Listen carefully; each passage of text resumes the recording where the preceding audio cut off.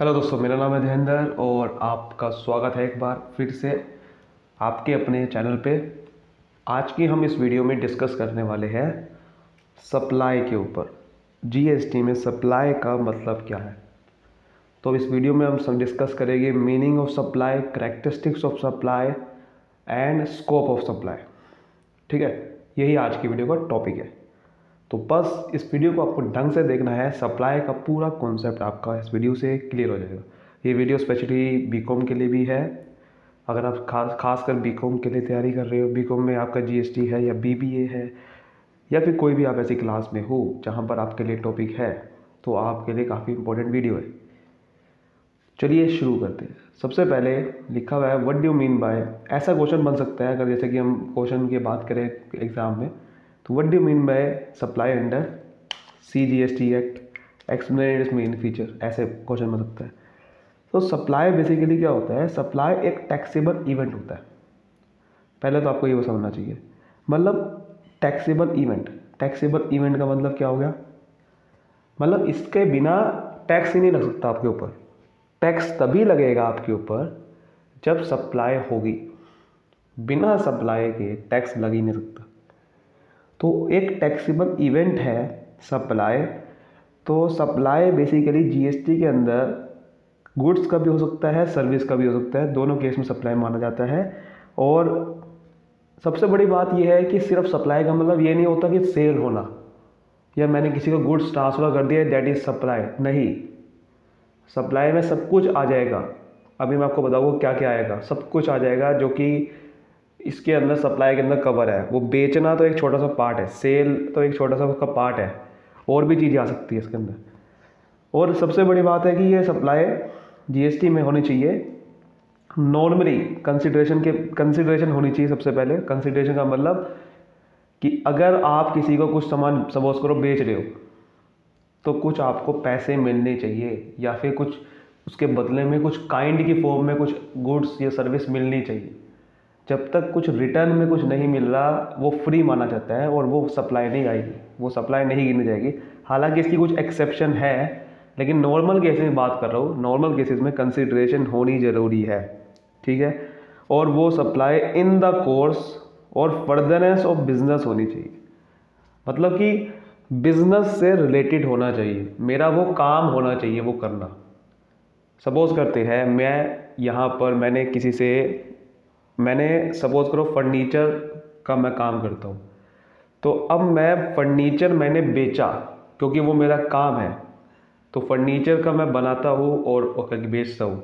अब मैंने जब फर्नीचर बेचा तो वो माना जाएगा इन द कोर्स और फर्दरेंस ऑफ बिजनेस, क्योंकि वो मेरा काम है। इन द कोर्स मतलब मेरा रेगुलर एक्टिविटी है, या फर्दरेंस ऑफ बिजनेस मतलब मेरा बिजनेस को बढ़ाने के लिए काम आता है, बिजनेस को चलाने के लिए काम आता है वो सामान।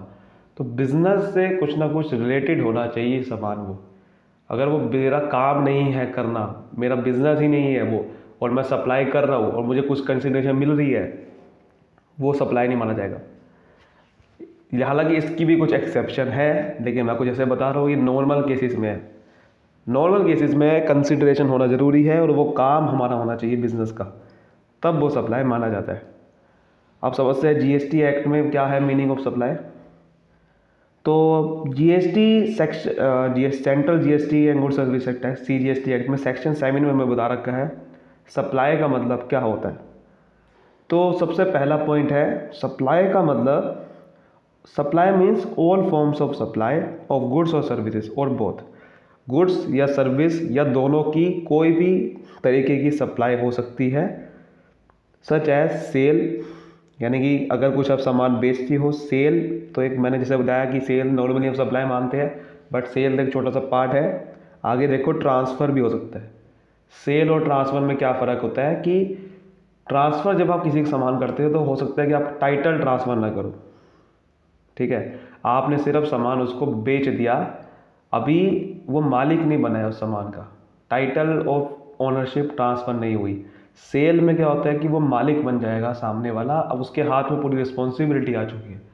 मैंने आपको अगर अपनी बाइक बेची है तो अब आप अपने नाम ट्रांसफ़र करवा लोगे तो दैट इज़ सेल। लेकिन अगर मैंने आपको साइड बाइक दी है, ओनरशिप मेरे पास ही है, तो वो ट्रांसफ़र माना जाता है। उसके बाद बार्टर आपको पता है कि गुड्स के बदले में गुड्स एक्सचेंज हम कर लेते हैं।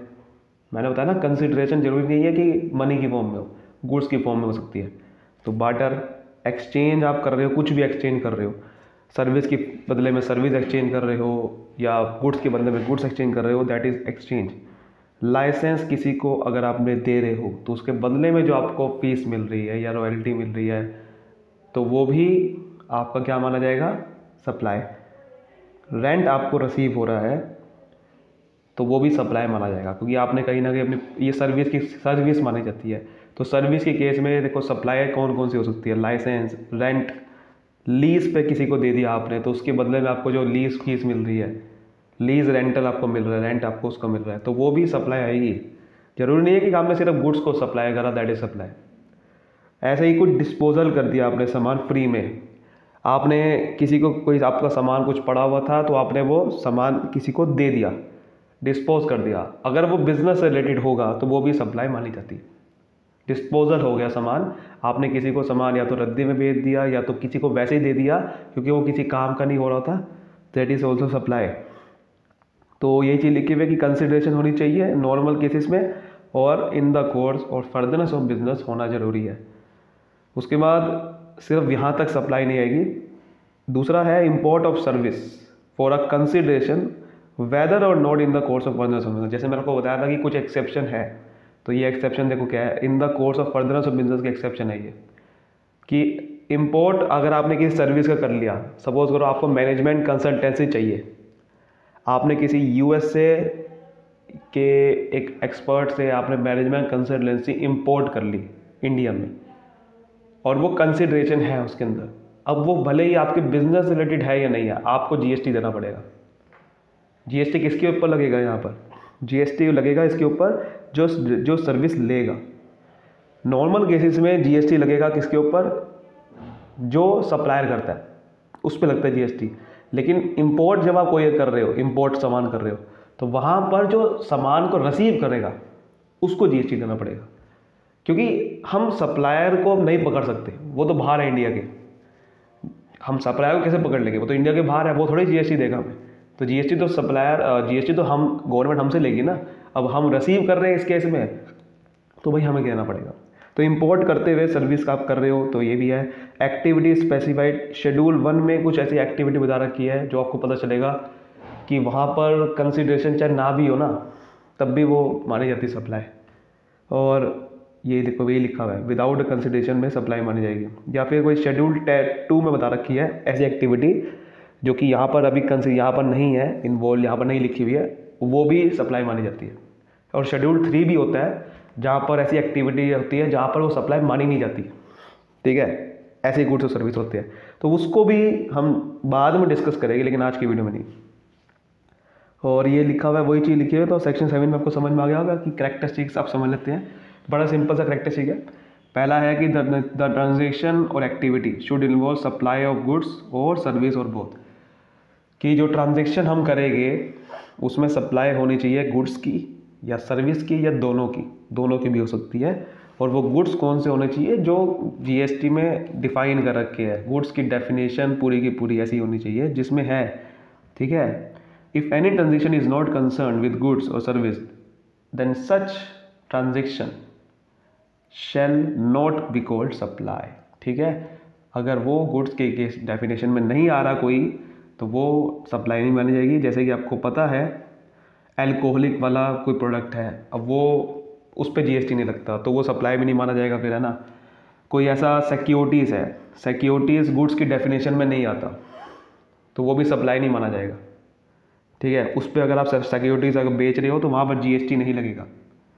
तो गुड्स की डेफिनेशन में आना चाहिए तभी वो सप्लाई माना जाएगा, सर्विस की डेफिनेशन में आना चाहिए, ठीक है। Supply should be made by a taxable person. ये बड़ा सिंपल पॉइंट है कि भाई टैक्सेबल पर्सन होगा तभी तो वो टैक्स देगा ना गवर्नमेंट को। तो सप्लाई कोई टैक्सेबल पर्सन करेगा, उसी के ऊपर जीएसटी लग सकता है। कोई मैं टैक्सेबल पर्सन नहीं हूँ, अब भले ही मेरा बिजनेस का काम है और मैं सप्लाई कर भी रहा हूँ, तो मैं जीएसटी कैसे दे दूँगा? तो इसलिए सप्लाई टैक्सेबल पर्सन होना चाहिए। वो कोई भी हो सकता है, चाहे वो इंडिविजुअल हो, चाहे एचयूएफ हो, कोई भी हो सकता है जिसने रजिस्ट्रेशन ली है।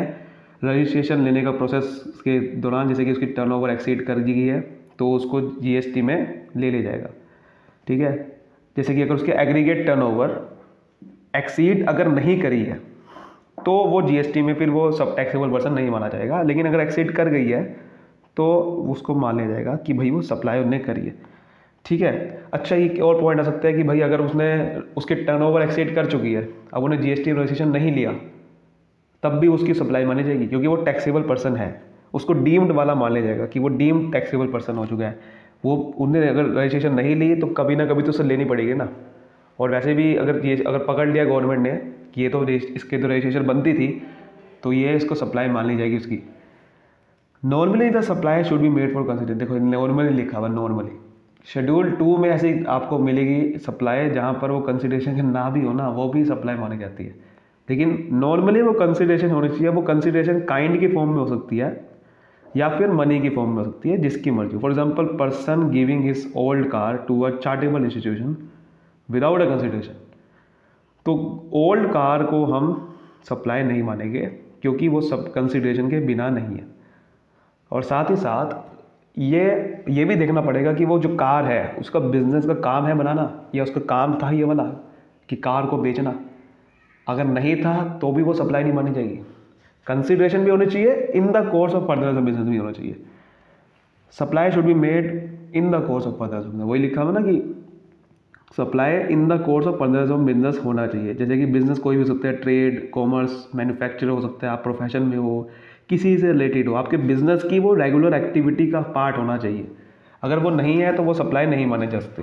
ठीक है, फॉर एग्जांपल वही चीज़ लिखी हुई है ना कि भाई पर्सन ने एक ओल्ड कार दी, ठीक है, वो ओल्ड कार उसके पर्सनल यूज़ के लिए थी। एक कार डीलर को person gives his old car of personal use to a car dealer company and purchase a new car, उसने फिर परचेज कर ली नई कार, लेकिन जो ओल्ड कार दी है वो सप्लाई नहीं माने सकते क्योंकि वो उसको पर्सनल यूज़ के लिए दी है। कार डीलर का काम के लिए नहीं दी, उसको कार डीलर के लिए पर्सनल यूज़ के लिए दी है। तो पर्सनल यूज़ के लिए इन the course of further business नहीं है, बिजनेस का काम नहीं था उसका, तो दैट इज़ वाई वो सप्लाई नहीं मान सकते हम। सप्लाई शुड बी टैक्सेबल, ये भी बहुत इंपॉर्टेंट है कि टैक्सेबल भी होना चाहिए क्योंकि कुछ एग्जम्प्ट भी होती है सप्लाई। ठीक है, सप्लाई टैक्सेबल होनी चाहिए। तो supply should be consist of such goods और सर्विसेज जो कि टैक्सेबल हो। जैसे कि जीएसटी अगर आप नहीं ले सकता पेट्रोल पे, अगर आप पेट्रोल की सप्लाई कर रहे हो तो भाई उस पर जीएसटी लगेगा नहीं, ठीक है ना, तो वो सप्लाई फिर आप टैक्सेबल नहीं मान सकते। ऐसे ही बहुत सारी गुड्स और सर्विसेज है जो कि टैक्सेबल ही नहीं होती है। जैसे कि अगर आप एक्सपोर्ट कर रहे हो तो ज़ीरो रेटेड कोई सप्लाई में या ज़ीरो रेटेड यूनिट में या स्पेशल इकोनॉमिक जोन्स में, तो वहाँ पर जीएसटी नहीं लगता, वो एग्जम्प्ट हो जाता है वहाँ पर। ऐसे ही कई सारे गुड्स और सर्विस है जो कि पूरे तरीके से एग्जम्प्ट है या फिर उन पर जीएसटी नहीं लगता है, वहाँ पर सप्लाई टैक्सेबल नहीं हो पाएगी। तो वो टैक्सेबल होनी चाहिए तभी उस पर जीएसटी लग सकता है। Supply should be made in taxable territory. मैंने आपको जैसे बताया था कि जो इम्पोर्ट हम कर रहे हैं वो इम्पोर्ट करेंगे तो हम पे जीएसटी लगता है। किस पे लगता है? रेसिप्टेंट पे लगता है, सप्लायर पे नहीं लगता। ठीक है, रेसिप्टेंट पे लगता है, लेकिन वो इम्पोर्ट करते हुए रेसिप्टेंट पे भी तभी लगेगा जब वो टैक्सेबल टेरिटरी में आएगी। टैक्सेबल टेरिटरी मतलब इंडिया की जो टेरिटरी है, इंडिया जैसे कि आपको पता है ना, जैसे कि टेरिटरी क्या होती है, जहाँ पर इस बॉर्डर जैसे बॉर्डर होता है कि भाई इसके बाहर कोई और देश हो गया, इसके इधर इंडिया है। अब वो इंडिया का जितना भी अंदर है, जैसे कि अब इंडिया के साथ साथ जितने भी जुड़े हुए जो है वो अंडमान निकोबार आइलैंड हो गया, लक्षद्वीप हो गया, वो भी टैक्सेबल टेरिटरी माना जाएगा क्योंकि वो इंडिया के अंदर है। इंडिया की टेरिटरी में आना चाहिए सामान। टैक्सेबल टेरिटरी में any territory where the provision of this act are applicable, जहाँ पर ये प्रोविजन एप्लीकेबल होगा वो टैक्सेबल टेरिटरी है। सिंपल सी बात है। अच्छा, जम्मू कश्मीर पे लगेगा? नहीं, जम्मू कश्मीर पे जीएसटी लगता ही नहीं है। पहली बात तो जम्मू कश्मीर स्टेट पे ना, वहाँ पर जीएसटी एप्लीकेबल नहीं होता है, तो वह टैक्सेबल टेरिटरी मानी नहीं जाएगी फिर तो। सिंपल है ना। इफ एनी गुड्स और सर्विस एक्सपोर्टेड टू अमेरिका, अगर आपने अमेरिका में एक्सपोर्ट कर दिया, then it is shall not be treated as supply under this act. क्यों? क्योंकि अमेरिका टैक्सेबल टेरिटरी नहीं है, तो वहाँ पर अमेरिका पे कैसे टैक्स लगा देंगे हम? टैक्स कहाँ लगाएंगे? इंडिया में। लेकिन एक्सपोर्ट करते हुए वैसे जीएसटी नहीं लगता है, लगता भी है तो वो क्या होता है? एग्जम्प्ट हो जाता है। एक्सपोर्ट करते हुए वैसे जीएसटी पूरे तरीके से एग्जम्प्ट हो जाएगा, आपको जीएसटी नहीं देना पड़ता। हालांकि कुछ कहेंगे कि भाई देना पड़ता है, लेकिन उसका भी क्रेडिट मिल जाता है बाद में। लेकिन एक्सपोर्ट करते हुए आपको ये समझना है कि जीएसटी नहीं लगता। इंपोर्ट करते हुए तो जीएसटी लगेगा किस पे? रेसिप्टेंट पे। तो ये कुछ बातें थी, बेसिक बातें थी जो कि ये पता होनी चाहिए सप्लाई के बारे में। सारा कुछ एक वीडियो में हम डिस्कस नहीं कर पाएंगे, क्योंकि ये कोई हम सीए की क्लास नहीं ले रहे हैं, है ना, सीए की पढ़ाई तो कर नहीं रही है, तो इसलिए हम बिल्कुल बेसिक पढ़ रहे हैं ताकि आपको अच्छे से समझ में। सेक्शन 7 में स्कोप बता रखा है सप्लाई में क्या क्या आ सकता है। सप्लाई मतलब ऑल टाइप ऑफ सप्लाई, मतलब सप्लाई ऑफ गुड्स और सर्विस और बोथ। कॉम्पोजिट सप्लाई, इसको भी हम बाद में डिस्कस करेंगे कभी। मिक्स सप्लाई भी होती है, एग्जम्प्टेड सप्लाई होती है, कई सारी सप्लाई होती है, और कुछ सप्लाई आपके सामने इस कैटेगरी में डिफाइन कर रखी है। सबसे पहला कंटेंट ऑफ सप्लाई, जो कि हमने रूल 7 में बता रखा है। फिर एक्टिविटीज़ जो कंसिडरेशन के बिना वाले होती है, वो शेड्यूल 1 में बता रखे कि उसको भी सप्लाई मान लेते हैं हम। और कुछ ऐसे एक्टिविटी होती है उसको भी सप्लाई मानते हैं, शेड्यूल 2 में बता रखा है। और एक्टिविटी कुछ ऐसी है जिसको हम सप्लाई नहीं मानते, ना गुड्स का ना सर्विस का, उसको शेड्यूल 3 में बता रखा है। कंपोजिट और मिक्स सप्लाई होती है, एग्जम्प्टेड होती है सप्लाई, ठीक है, जिस पर टैक्स लगता ही नहीं है बिल्कुल भी। इनवर्ड आउटवर्ड सप्लाई होती है, इनवर्ड मतलब परचेज करना, आउटवर्ड मतलब सेल करना, और कुछ अदर टाइप ऑफ सप्लाई भी होती है।